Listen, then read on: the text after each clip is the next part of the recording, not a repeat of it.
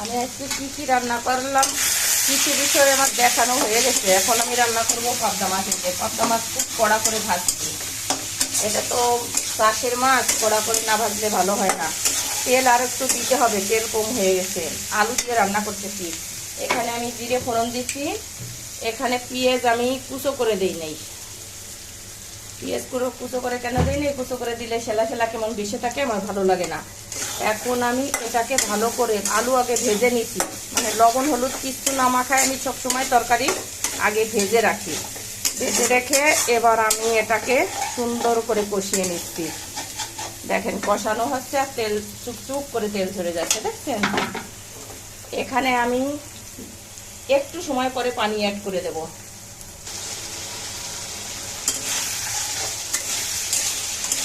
Colour দেখছেন রান্নার? আমি কিন্তু বেশি শুকনো লঙ্কার গুঁড়ো দিইনি, তবে দিয়েছি কিছুটা। পাবদা মাছ একটু ঝাল ঝাল ঝোল হলে ভালো হয়, একটু তেল ঝাল ঝাল হবে এরকম। শুধুমাত্র একটু জিরে বাটা এর মধ্যে, আদা ফাদা কিচ্ছু দেয়নি। এই যে আমার কষানো হয়ে গেছে। কষানো যেহেতু হয়ে গেছে, আমি এবার ঝোলের জল দেবো। কিভাবে ঝোলের জল দিচ্ছি দেখেন, এই দেখেন মাছের মধ্যে জল দিয়ে দিচ্ছি। এটাকে আমি ঢেলে দিলাম। এই যে কমপ্লিট।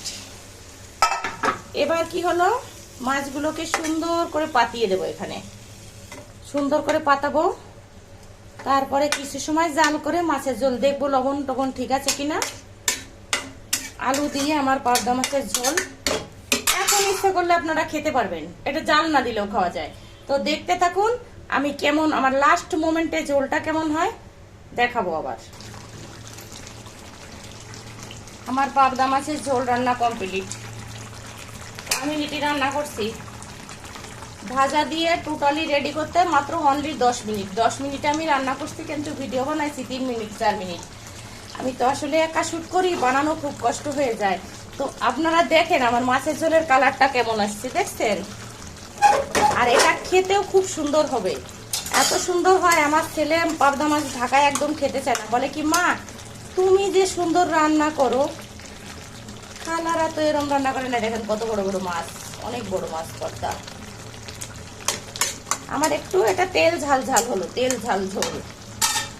তো আপনারা সকলে ভালো থাকবেন, সুস্থ থাকবেন। আমার পেজটাকে ফলো করবেন, একটু লাইক কমেন্ট শেয়ার করে দেবেন।